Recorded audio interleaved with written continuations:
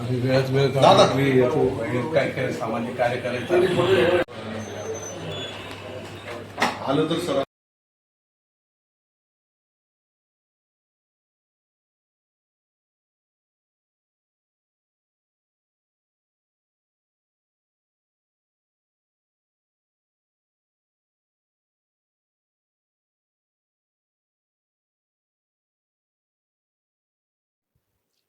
पिंपरी चिंचवड महानगरपालिकेमध्ये इतर महानगरपालिकाप्रमाणेच प्रशासन राज होतं आणि आता पुन्हा नगरसेवक निवडून आले होते आहेत आणि आता समित्यांची निवड झालेली आहे. आता आपण आहोत क्रीडा समितीमध्ये. क्रीडा समितीचे सभापती आहेत कैलास कुटे यांची निवड झालेली आहे. त्यांच्याशी आपण आता बातचीत करणार. पहिल्यांदा तुमचं अभिनंदन. धन्यवाद. काय तुमचे क्रीडाविषयी धोरण असेल काय सांगा? आता बऱ्याच दिवसांनी निवडणुका झालेल्या आहेत.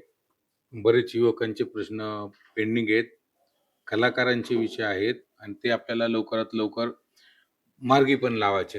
आपल्या परिसरामध्ये मुलं ही मोबाईलच्या आहारी चाललेली आहेत. त्यांना त्या मोबाईलच्या ह्याच्यातून दूर करण्यासाठी आपल्याला क्रीडा क्षेत्रात चांगल्या पद्धतीचं काम करावं लागेल, योगदान करावं लागेल. तसेच विविध क्रीडांगणं जी काही ताब्यात नसतील ती ताब्यात घ्यावी लागतील.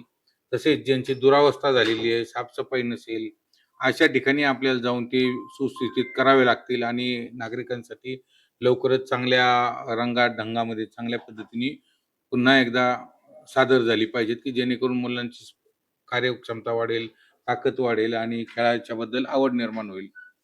क्रीडा धोरणावर तुमचे विशेष असे काय तुम्ही ध्येय धोरणे केलेली आहेत?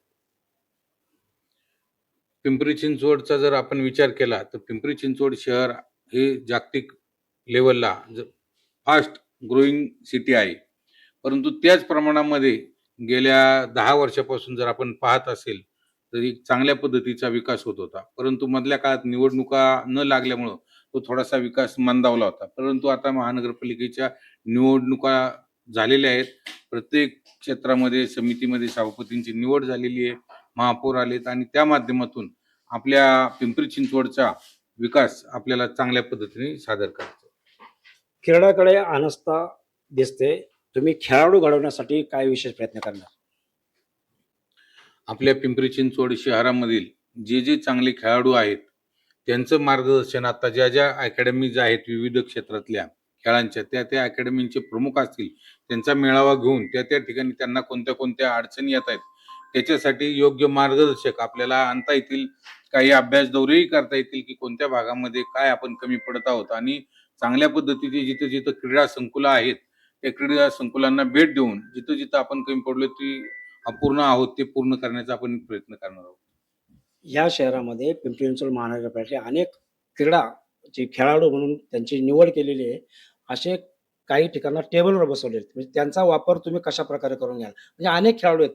छत्रपती पुरस्कार विजेते खेळाडू आहेत, कबड्डीचे आहेत, शूटिंग बॉलचे आहेत, कुस्तीचे आहेत. खूप खेळाडू आहेत की जे टेबलवर बसतात. त्यांचा वापर तुम्ही कशा प्रकारे करणार? आज पिंपरी चिंचवडचा जर आपण विचार केला तर नक्कीचपणे पिंपरी चिंचवड हे भविष्यामध्ये महाराष्ट्रामधली खूप मोठी संस्था आहे आणि त्या माध्यमातून ज्या आपल्या परिसरातले चांगले खेळाडू आहेत, नॅशनल झाले असतील, इंटरनॅशनल झाले असतील, त्यांचा मान सन्मान ठेवून त्यांना मार्गदर्शक आपल्याला आपल्या भागातील खेळाडूंना कसं होईल याच्यासाठी आपण एक समिती स्थापन करून त्यांच्या मार्फत आपण याचं मार्गदर्शन करू शकतो. या ठिकाणी क्रीडा क्रीडा क्षेत्रामध्ये अनेक असे काही सगळे अधिकारी आहेत. जे अधिकारी आहेत त्याच्यामध्ये त्यांच्यातून तुम्ही महानगरपालिकेच्या माध्यमातून त्यांना 2-2 तास जरी त्यांना खेळासाठी जर वापर केला तर अनेक खेळाडू घडतील. त्याच्याविषयी काय सांगा? आता जर आपण विचार केला तर आताच मी पदभार घेतलेला आहे आणि निश्चितपणे आपण ज्या सूचना दिल्यात किंवा इतरही महापौर असतील, स्टँडिंगचे चेअरमन असतील, आमच्या भागातले नागरिक असतील, नगरसेवक यांच्या सूचना आपण घेऊन निश्चितपणे याच्यामध्ये चांगल्या पद्धतीचं खेळाडू कसे तयार होतील आणि इंटरनॅशनल लेवलला आपले पिंपरी चिंचवडचे खेळाडू कसे जातील याच्यासाठी आम्ही निश्चित प्रयत्न करू. जे पूर्वी महापौर चषक स्पर्धा व्हायच्या त्या आता पूर्ण बंद झालेल्या आहेत. त्याच्याविषयी काय सांगायचं? आजपर्यंत ज्या महापौर चषक स्पर्धा बंद झाल्या त्या निश्चितपणे आपल्याला पिंपरी चिंचवडच्या खेळाडूंचा विचार केला आणि नावलौकीचा विचार केला तर निश्चितपणे त्या स्पर्धा पुन्हा भरवण्यात येणार आहेत आणि त्यासाठी आपण प्रयत्न करू. त्यांनी सांगितलं की शहरातील जे खेळाडू घडवण्यासाठी विशेष प्रयत्न ह्या त्यांच्या कार्यकालात ते करणार असल्याचं त्यांनी सांगितलं. Rohit Kharge, Swaraj news network, Pimpri Chinchwad.